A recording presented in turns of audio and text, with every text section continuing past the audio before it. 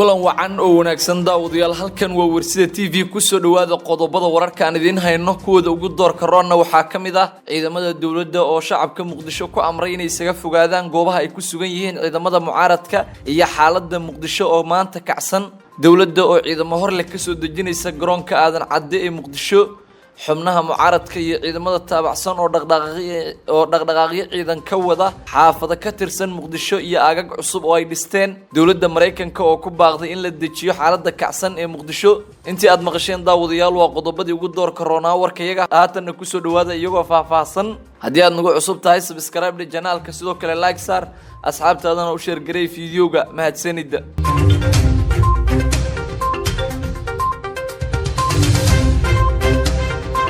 ciidamada dawladda Soomaaliya ayaa shacabka Muqdisho ku amray inay isaga fogaadaan goobaha ay ku sugan yihiin ciidamada mucaaradka iyadoona maanta ay kacsan tahay xaaladda magaalada caasimadda ee Muqdisho ciidamo ka tirsan dawladda federaalka Soomaaliya ayaa ku wargeliyay dadka shacabka ah ee ku dhaqan qaar ka mid ah xaafadaha magaalada Muqdisho inay isaga fogaadaan goobaha ay ku sugan yihiin ciidamada ka soo horjeeda dawladda dadka shacabka ah ayaa haatan bilaabay barakac xoogan iyagoona u ruqaansaday goobo nabdoon qaar ka mid ah dadka shacabka ee ku dhaqan magaalada Muqdisho ayaa haatan waxa ay bilaabeen barakac xoogan oo ay ka sameeyeen xaafado dhowr ah oo ka tirsan magaalada Muqdisho dadka barakac sameeyay ayaa waxa ay sheegeen in ay heleen xog ku saabsan in la qorsheynayo dagaal u dhaxeeya ciidamada dawladda iyo ciidamadaasi isla markaana waxa ay dadka shacabka ay sheegeen in naftooda ay doonayaan in ay kala fogaadaan dagaalka isla markaana ay la aadaan goobo nabdoon qaar ka mid ah dadka ku dhaqan xaafadaha degmooyinka Holwadaag Hodan iyo sidoo kale Warta Nabadda ayaa maanta barakaca ugu xoogan sameeyay waxaana la sheegay in ciidamada dawladdu ay ku amreen inay isaga guuraan halkaasi iyo goobaha kale oo ka agdhow aagaga dhufeysida oo isku harfadhiyaan ciidamada dawladda iyo kuwa mucaaradka ah dadka shacabka ah ayaa waxa ay noo sheegeen in ay isaga barakaceen xaafada ka tirsan Muqdisho gaar ahaan xaafada Tokyo oo ka tirsan degmada Holwadaag iyo xaafado kale oo degmada Hodan iyo degmada Warta Nabadda ka wada tirsan warar hoose oo aan helayno ayaa tilmaamaya in si aad looga baqdin qabo in ciidamada dawladda iyo sidoo kale ciidamada mucaaradku inay dagaalamaan isla markaana halkaasi uu ka qarxo dagaal maalmo ka hor dhacay oo kale iyadoona sidoo kale dadku ay baqdin ka muujinayaan in lagu dul dagaalamo isla markaana ay horseeday in xalay saqdi dhexe ilaa iyo maanta ayay dadku wadaan barakac xoogan iyagoo isaga fogaanaya goobaha isku horfadhiyaan ciidamadu dagaallo khasaaro badan dhaliyay ayaa maalmihii ugu dambeeyay waxa ay ka dhaceen Muqdisho iyadoona ay jireen dhaqdhaqaaqyo kala duwan oo ay kala sameynayaan labada dhinac oo ciidamada dawladda iyo kuwa kale ee taabacsan xubnaha mucaaradka ah xaaladda magaalada Muqdisho ayaa maanta kacsan waxaana jira dhaqdhaqaaqyo kala duwan oo ay sameynayaan ciidamo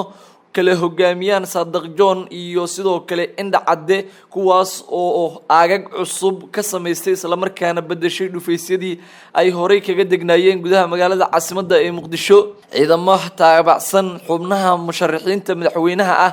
oo uu ku jiro Cabdiraxmaan Cabdishakuur iyo sidoo kale xubno kale oo mucaarad oo ka soo horjeeda dawladda ayaa waxa ay markaasi haatan sameynayaan dhaqdhaqaaqyo ciidan iyadoona aagii hore ee madaxtooyada Cabdiqaasin oo ay ka sameysteen ay ciidamo ka tirsan dawladda ciidii la dhigay ee ka qaadeen taasina ay keentay inay isaga guuraan habeennimadii xalay ahayd warar lagu kalsoon yahay ayaa sheegaya in ay guurguurka ciidamadan ay keentay in xaafada Siigaale ee degmada Hodan ay u guuraan aagag cusub oo waaweyn halkaasi ay ka sameystaan ciidamada ka soo horjeeda muddo kordhinta dawladda iyadoo sidoo kale la tilmaamayo in baqdi xoogan laga muujinayo xaaladdu sida ay u socoto isla markaana ay jiraan fariimo hoose oo la isku dirayo isla markaana laga baqdin qabo in dagaal uu qarxo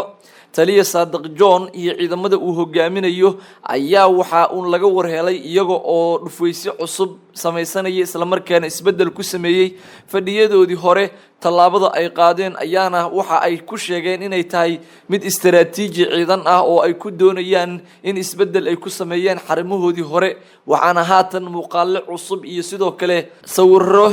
ay muujinayaan in dhanka ay u sii dhawaanayaan madaxtooyada Villa Soomaaliya oo dalka looga arrimiyo sidoo kale ciidamada taabacsan dawladda federaalka Soomaaliya ayaa iyagu wada dhaqdhaqaaqyo kala duwan oo ay sheegeen inay ku soo afjarayaan ciidamada ka soo horjeeda muddo kordhinta dawladda xaafado dhowr oo ka tirsan degmada Hodan iyo degmada Hulwadaag ayaa sidoo kale kamid ah halka ugu badan oo dhaqdhaqaaqyadu ay ka socdaan. xaafada Baramudo ayaa iyadu kamid ah iyo sidoo kale iskoyska dabka oo dhamaantood ka tirsan degmada Hulwadaag iyadoona haatan ay jiraan dhaqdhaqaaqyo hubeysan oo iska soo horjeeda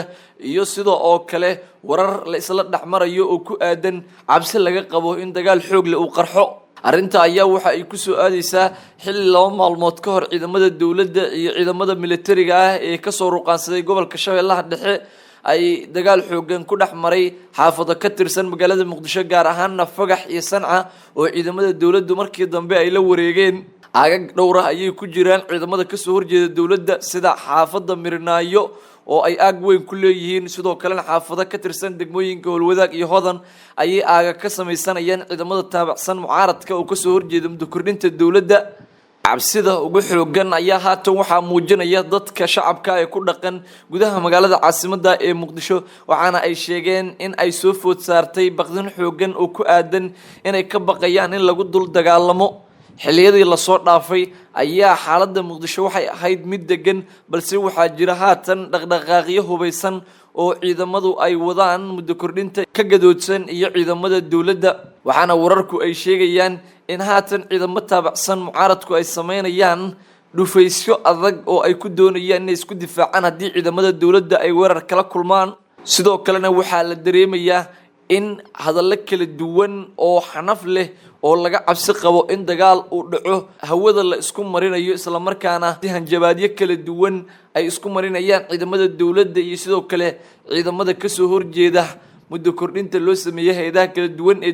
dawladda federaalka ayaa ciidamo ka soo dejinaysa garoonka aadan cadde ee magaalada Muqdisho. diyaarad sida ciidamo ka tirsan dawladda federaalka Soomaaliya ayaa waxaa la sheegay in ay goordhow la filayo inay ka soo kacdo gobol kamid ah gobolada dalka. warar lagu kalsoon yahay ayaa waxa ay tilmaamayaan in dawladda federaalka Soomaaliya ay ciidamo ka soo qaadayso gobolka Gedo isla markaana ay wado inay ka soo dejiso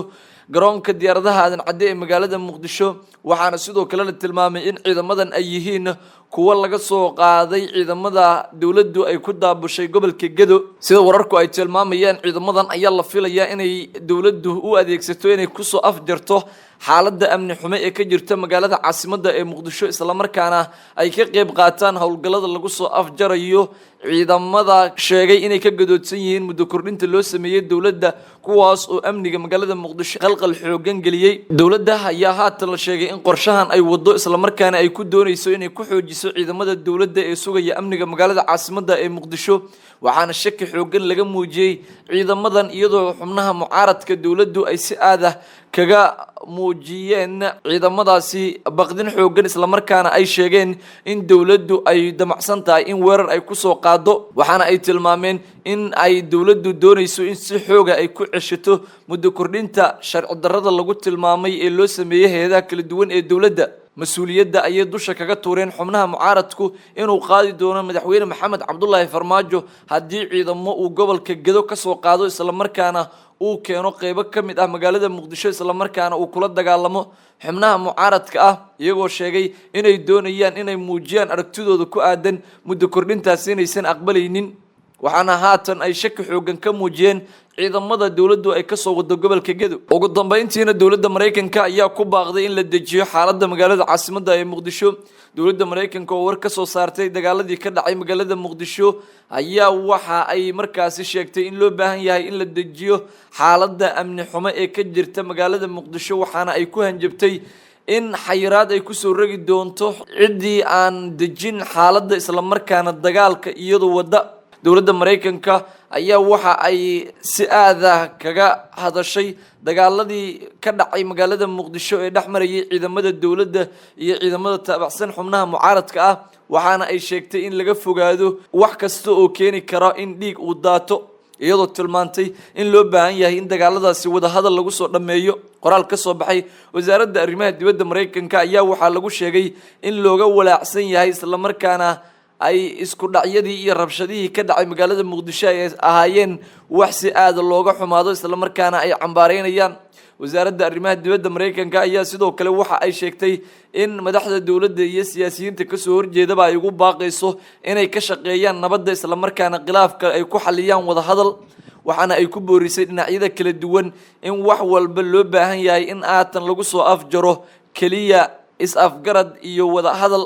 qoraalka ka soo baxay dawladda Mareykanka ayaa sidoo kale waxaa lagu xusay in Mareykanku uu diyaar u yahay in uu qaado tallaabo ka dhan ah xubnaha dawladda iyo xubnaha mucaaradka, taasi oo ku aadan in uu qaado cunaqabatayn uu saarayo xubnaha hurinaya dagaalada ka soo cusbaanaaday magaalada Muqdisho, waxaana ay sheegeen inay xadidayaan fiisaha dalku galka si loo beegsado dadka caqabada ku ah nabadda iyo xasiloonida ka jirta gudaha magaalada caasimadda ee Muqdisho. gudaana daawadayaal warkii aad kala socoteen Warsida TV wanaagsan nabadgelyo.